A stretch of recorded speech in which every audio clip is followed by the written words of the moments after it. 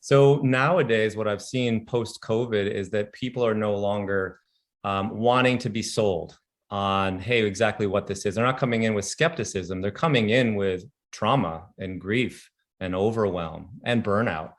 And so, I think for me personally, what I've really noticed is that I've had to shift my own coaching paradigm from, okay, we don't need to get into the education so much. We need to get into a bit more of the nervous system regulation. And so I think mental fitness, based on my understanding of it, is really how do we access those, sensations and emotions in a way where we can interpret them through a mindset, for example, that allows us to take the next best step, be a bit more optimal. And, I think the buzz in our field has been around peak performance for so long. And I think peak is the very top, and it's fleeting. And so now I really think it's a lot more about optimal performance, and that means that everyone's in the game. It's not just for the high flyers any longer. This is for basically any human being who's trying to, bail water out of the boat and remember that they can put the sail up as well. Oh, that's great. Thanks. That's a wonderful description. Yeah, so post COVID, or I guess we're still in the midst of it to some degree. Kind of rehashing what you just said is so many of us thought we were at one place in our lives. And when COVID hit, it made us examine where we really are.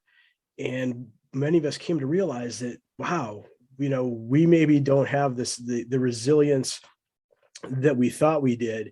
And now where do we go from there? Yeah, absolutely. Absolutely. The way I've kind of framed it in my own mind when I sketched it out is, most of us live in the performance zone. And I think real life feels like life or death in a lot of ways. And in a lot of ways, sort of the ancient part of our own brain doesn't know the difference between these things, right? So as a person who's worked in sort of high intensity performance, working with people who there's a lot to lose, this is something that I'm familiar with. But I don't necessarily think, those who have been, going to their Wall Street job or working in Silicon Valley or even trying to raise a family have necessarily been able to frame it that way. But it's actually pretty true, right? I mean, the performance zone is, we're always on, especially in this social media society.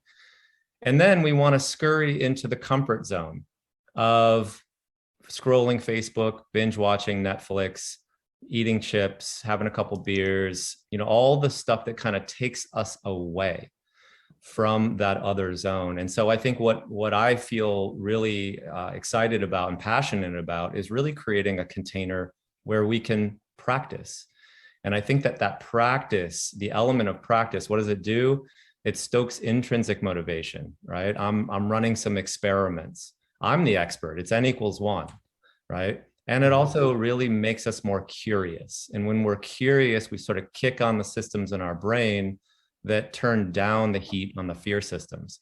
And so we're not doing destructive things in the comfort zone. We're actually in this practice zone where there are productive things. And I just think the baseline element for most people, if we're making a little bit of progress and we're able to sort of see that, or at least know we're doing the reps, that feels good. And I think right now we need something to feel good about.